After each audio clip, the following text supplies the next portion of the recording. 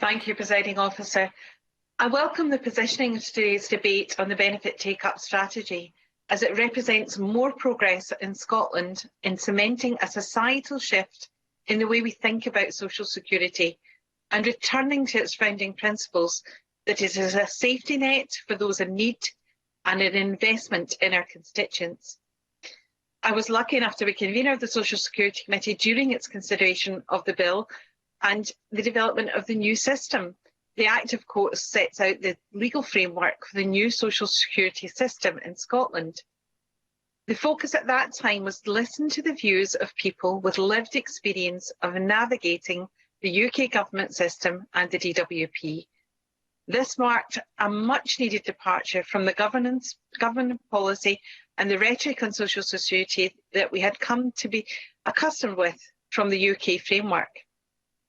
The new system began the process of unpicking hostility and suspicion that people entitled to social security had come to expect under the Conservative government. For the first time, we have a system designed at the outset to protect and promote human rights, placing the Scottish social security principles of dignity, fairness and respect on the face of the bill. And the Scottish Social Security Charter, our charter, sets out what people can expect, and it goes further, including a commitment to support people's well-being when engaging with the Scottish social security system. Presiding Officer, I want to reflect, because this is marked contrast to the othering of people and benefits that emanated from Westminster. It was needed because the UK benefit system is punitive and degrading. Just look at the rape clause. I'm lucky enough to take part in the Presiding Officer's Coalition for Racial Equality and Rights intern programme. 1 year, my career intern had to leave this place early, miss her time in the Parliament, because she'd been told she would be sanctioned if she didn't get back to Glasgow for an appointment. Despite taking part in a programme that was designed to build confidence and engage our new Scots in our political life, it was simply unacceptable. But unlike Tory MPs who break the rules with impunity, there was no option for my intern. Last night, we saw the very worst of Conservative contempt for our citizens when they thought they could get away with throwing out the rule book to the benefit of their own. What an insult to my constituents and to their constituents who have been sanctioned for attending family funerals, for caring responsibilities, or for simply being ill. On the Owen Paterson scandal, Chris Bryant quoted the Conservative colleague last night, "Justice should always be tempered by mercy." So where is the mercy in the operation of the UK social security system?